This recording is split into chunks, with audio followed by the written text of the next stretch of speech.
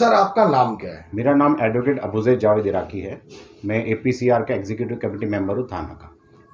Sir ये MM valley hospital को लेके पहले भी एक प्रेस कॉन्फ्रेंस हुई थी, आज वापस प्रेस कॉन्फ्रेंस हो रही है। जो वहाँ MM वैली के लिए जो बिठाया गया था, बेंच बिठाया गया था, उसकी जो पूरी जानकारी थी 8 तारीख को देनी थी।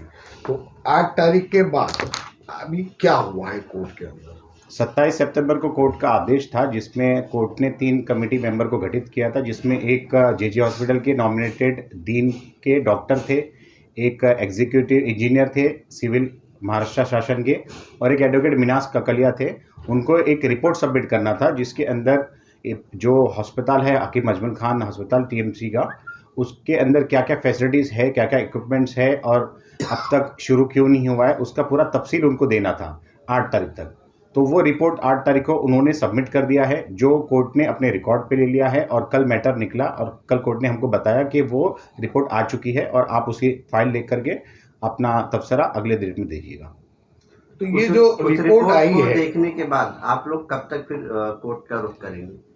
कोर्ट में अगली तारीख 29 नवंबर का है। कोर्ट ने कहा कि रिपोर्ट का जो भी रिस्पांस है दोनों पार्टी, हम पेटिशनर्स APCR और कॉरपोरेशन और गवर्नमेंट, वो रिस्पांस 29 नवंबर तक दे।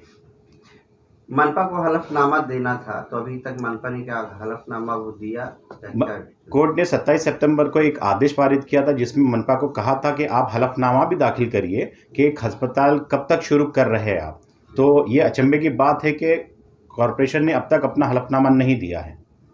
और सर ये भी बताया जा रहा है यहाँ पॉलिटिकल पार्टियों से बात उड़ रही है मुमरा में, प्राइवेट का प्रोसेस पूरा मुकम्मल होने पे है और उसका अभी कभी भी प्राइवेट हो सकता है।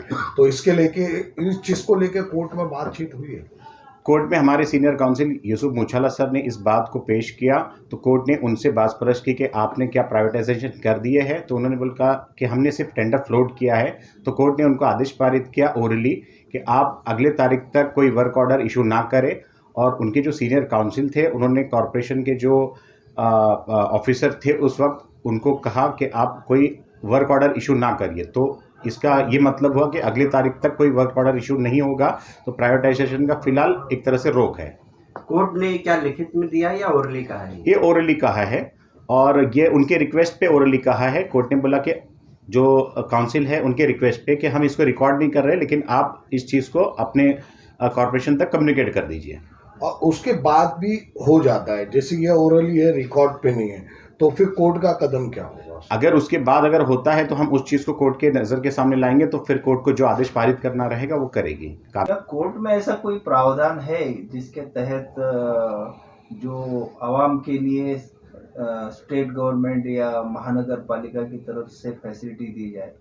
ये कोर्ट की बात नहीं हो रही है, कोर्ट के ऊपर संविधान है। संविधान के अंदर जो बुनियादी हक है आर्टिकल 21, उसके अंदर ये है कि सरकार अपने शहरियों को अफोर्डेबल हेल्थ केयर दे, जिसके तहत जो कॉरपोरेशन चलती है वो भी अपने शहरियों को अफोर्डेबल हेल्थ केयर दे। ये संविधान और कॉरपोरेशन एक्ट खुद कहता है, तो ये संविधान की जिम्मेदारी है। अगर उसने हमको अगर अफोर्डेबल हेल्थ केयर दिया तो हम पे कोई एहसान नहीं कर रहा है, वो हमारे पैसे को हम ही को दे करके हमारा भला कर रहा है।